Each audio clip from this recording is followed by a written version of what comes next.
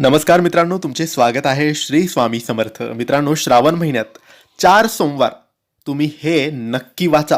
स्वामी तुमच्या सर्व इच्छा पूर्ण करतील, सर्व मनोकामना पूर्ण करतील. तुमच्या जीवनात ज्याही अडचणी, दुःख, दरिद्री, गरिबी, संकट सुरू असतील ते स्वामी महाराज स्वतः दूर करतील. फक्त मनोभावाने, विश्वासाने जर तुम्ही स्वामींचे सेवेकरी असाल, स्वामींवर पूर्ण विश्वास असेल, तर या श्रावणाच्या पवित्र महिन्यात तुम्ही दर सोमवारी हे नक्की वाचा. श्रावणात एकूण 4 सोमवार आहेत, तर या 4ही सोमवारी तुम्हाला हे वाचायचे आहे. श्रावण महिना म्हणजे भगवान शिवाची उपासना, भक्ती, श्रद्धा आणि मनोकामना पूर्ण करण्यासाठी अत्यंत पवित्र काळ मानला जातो. आणि याच श्रावण महिन्यात येणारे 4ही सोमवार भक्तांसाठी विशेष महत्त्वाचे मानले जातात.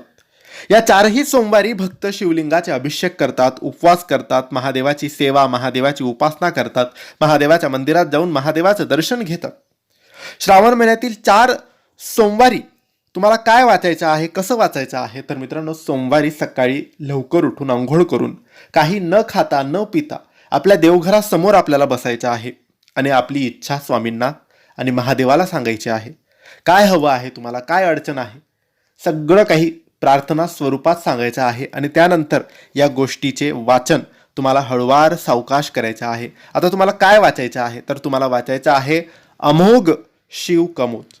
अमोघ शिव कवच तुम्हाला एक वेळेस वाचायचं आहे. हे एक स्तोत्र आहे.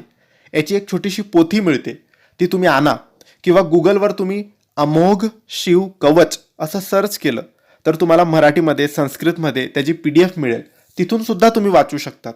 किंवा याची छोटीशी पोथी आणली, शिव कवचची पोथी आणली, त्याच्यातून सुद्धा तुम्ही हे वाचू शकतात. तर तुम्हाला श्रावणाच्या 4ही सोमवारी शिव कवच वाचायचं आहे. शिव कवच वाचायचं आहे, हे लक्षात ठेवा. सोमवारी सकाळी वाचायचं आहे. नक्की वाचा. सर्व इच्छा, मनोकामना तुमच्या पूर्ण होतील. श्री स्वामी समर्थ.